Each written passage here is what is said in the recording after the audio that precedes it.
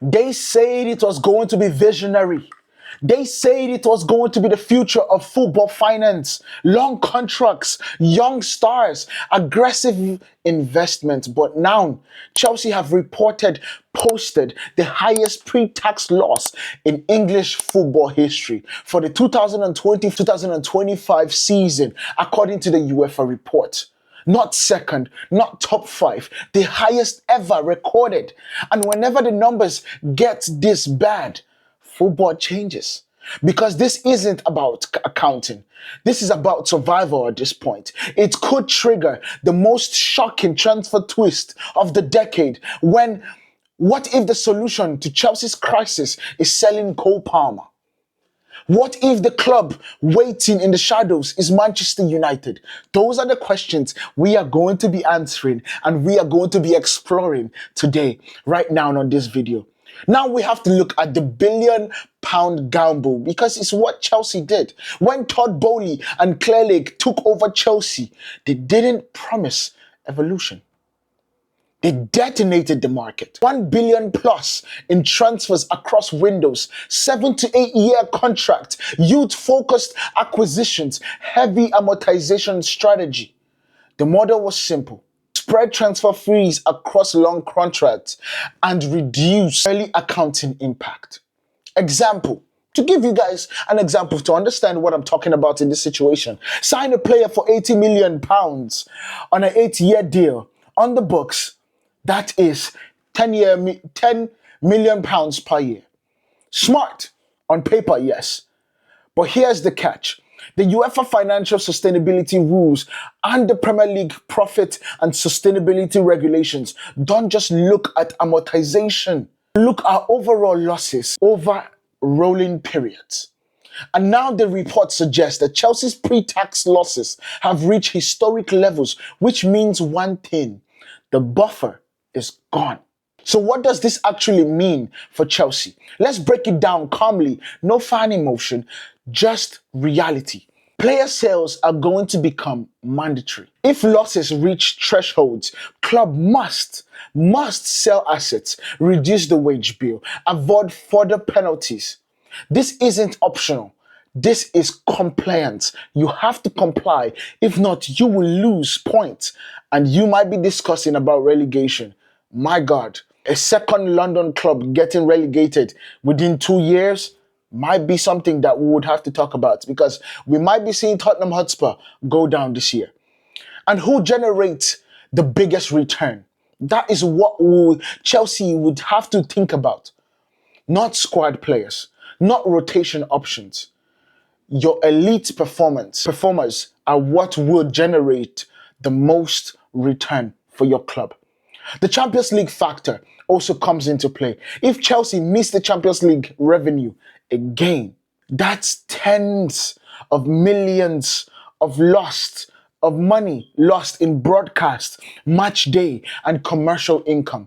European football is oxygen, and without it, the model will tighten and tighten really bad.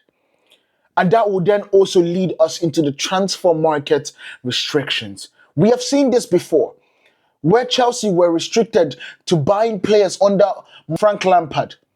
What you start seeing is squad registration limits, spending caps, monitoring agreements. Big clubs don't collapse overnight. They get squeezed, and the squeezing creates decision.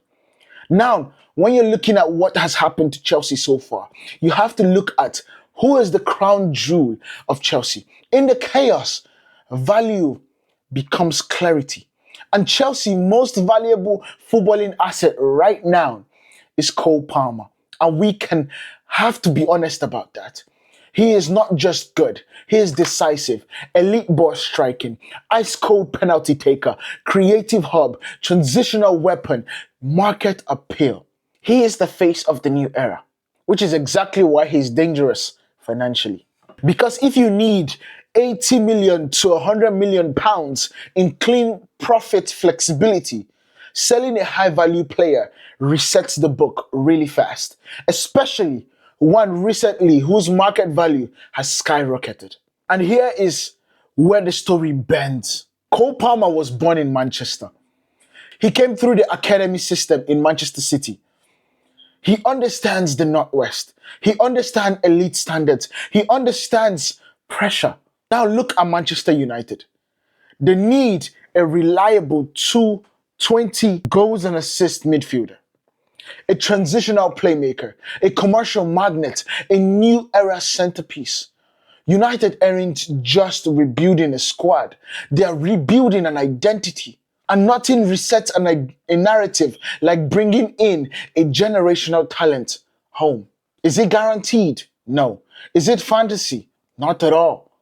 Because football history tells us this. When financial pressure mounts, no player is untouchable. Because Barcelona sold Neymar, Juventus sold Pogba. Even Real Madrid have crashed when the timing demanded it. Has cashed in when the timing demanded it. The badge is permanent. Players are assets. The psychological edge about this situation now is where you imagine the scenario. Chelsea under financial scrutiny, forced to take a calculated sell. Manchester United aggressively positioning themselves for a statement signing. Cole Palmer walking out at Old Trafford, not as a City Academy product, but as a centerpiece of United's rebirth. That's not just a transfer. That's a narrative warfare. London to Manchester, blue to red, financial distress to sporting opportunity.